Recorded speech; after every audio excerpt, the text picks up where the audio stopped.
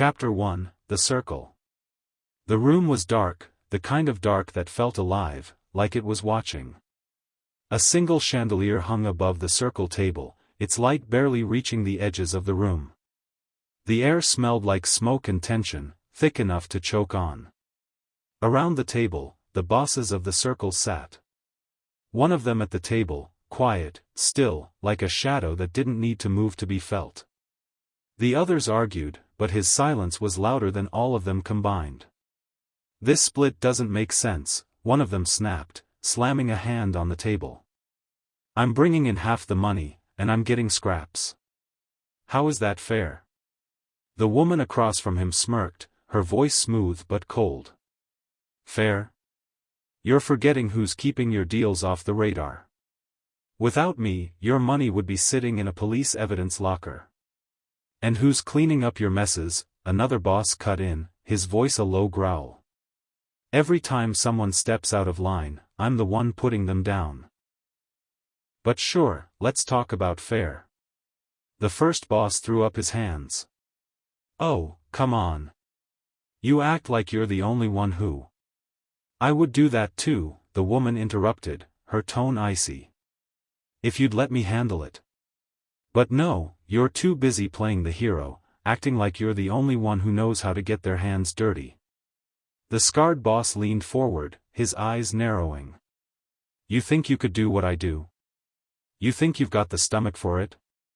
"I know I do," she shot back, not blinking. "But unlike you, I don't enjoy it." The fourth boss, who had been silent until now, finally spoke. Her voice was soft, but it cut through the room like a blade. "We're supposed to be a team. But all I see is greed. If we keep this up, we'll tear each other apart before anyone else gets the chance." The room fell silent for a moment, the weight of her words hanging in the air.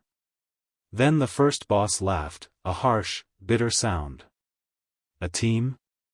Don't make me laugh. We're not a team. We're a ticking time bomb, and everyone in this room knows it."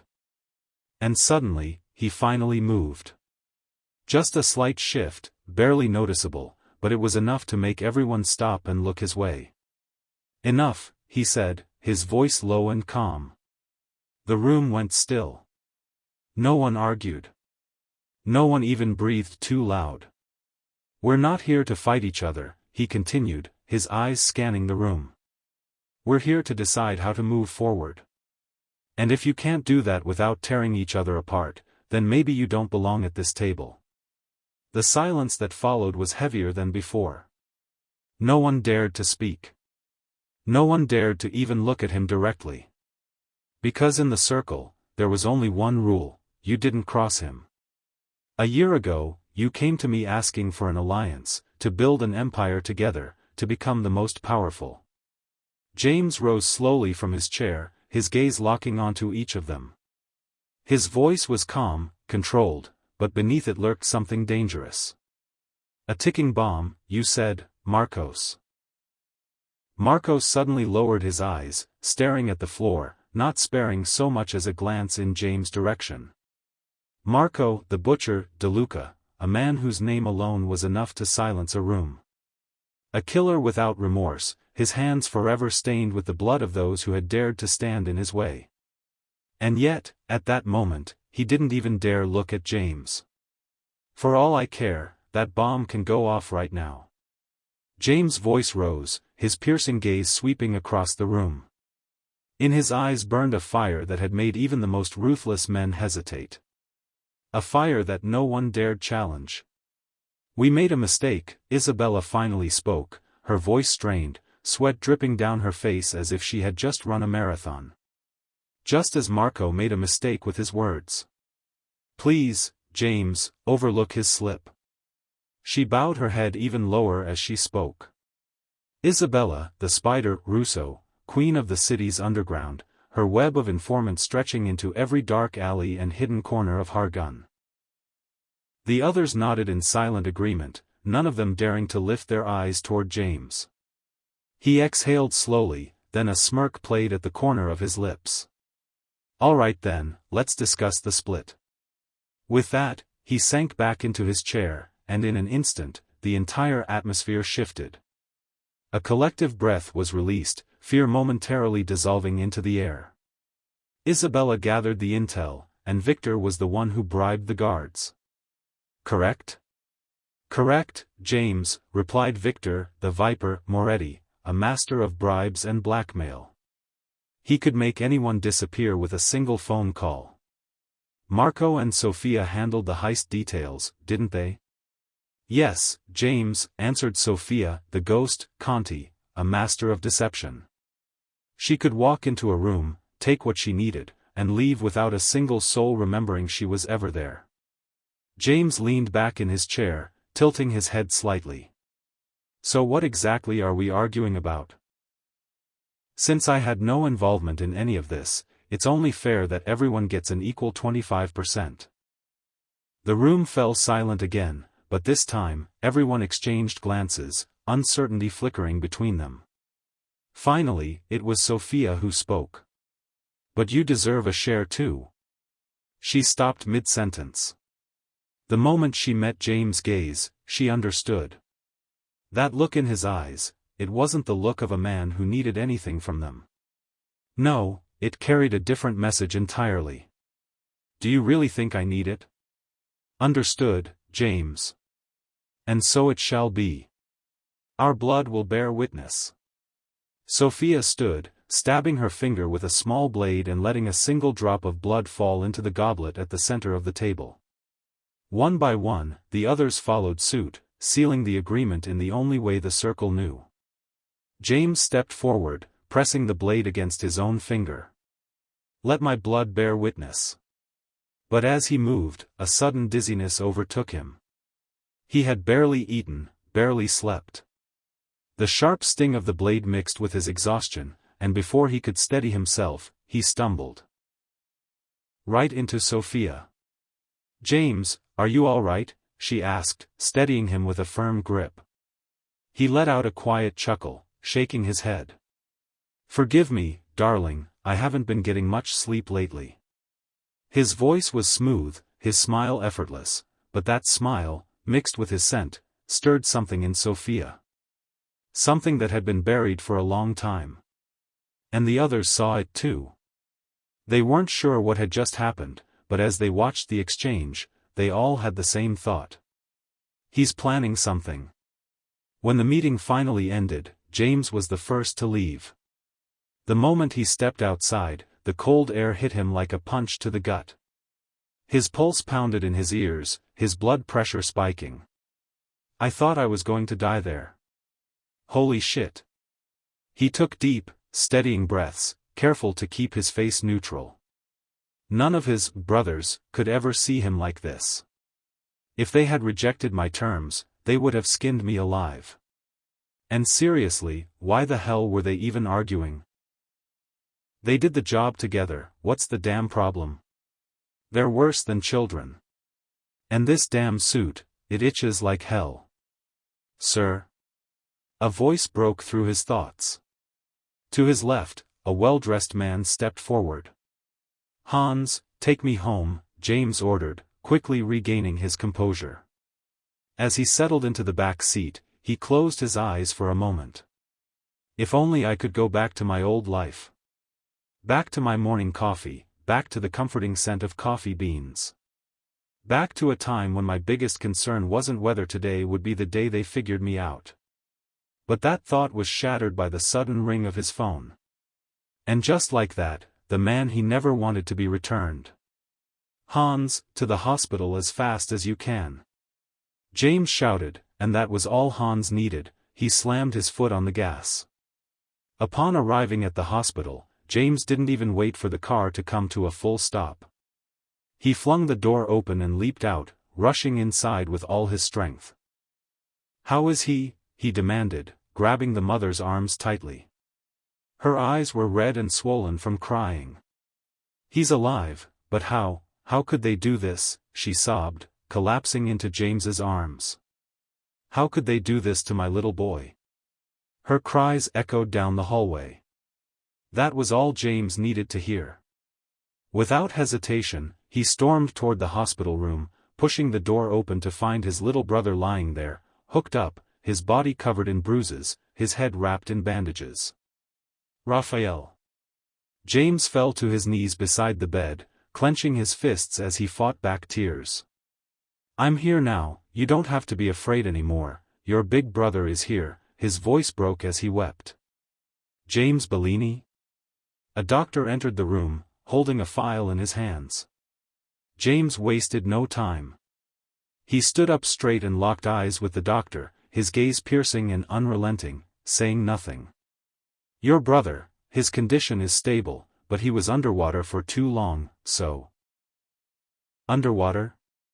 James's hands clenched into fists. The doctor swallowed hard and quickly looked back down at the file before continuing.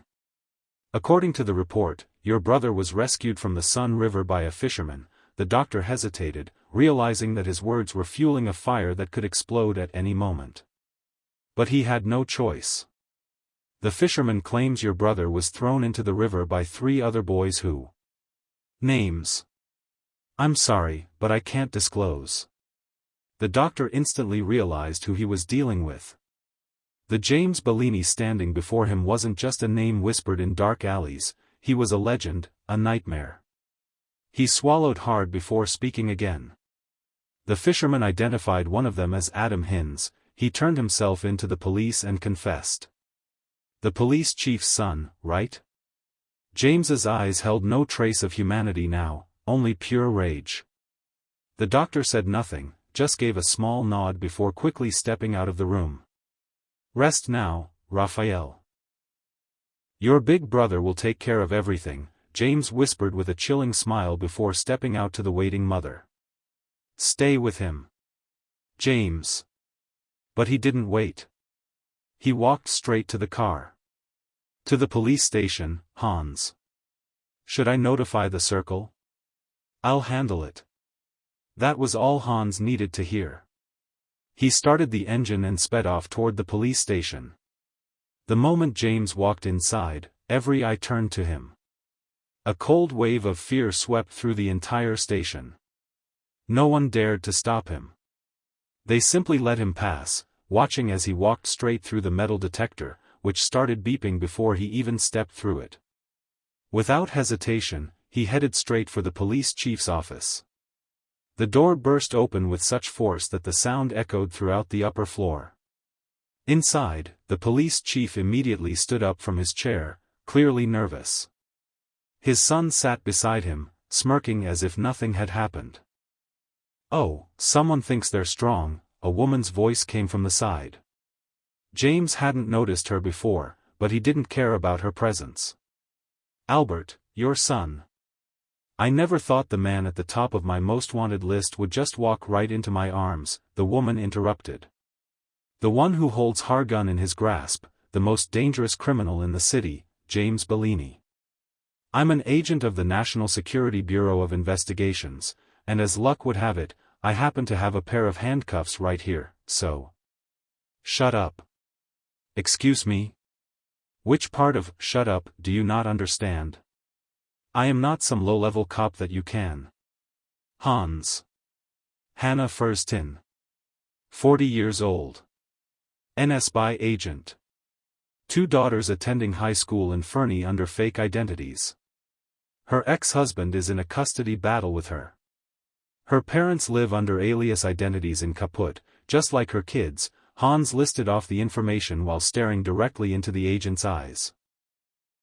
Hannah froze for a second, momentarily shocked, but she knew exactly what kind of man she was dealing with. Threatening an agent? That's a bold move, don't you t? I'm going to wipe out your entire family tree and sit back to watch as every single one of your blood relatives disappears from existence. So get the hell out of my sight. James's rage had reached its peak. He would never actually do such monstrous things, but he had to use the reputation he had built. Yet, even he was a little shaken by how easily the words had left his lips. Hannah's eyes widened in fear, her hands trembling as she slowly stepped out of the office.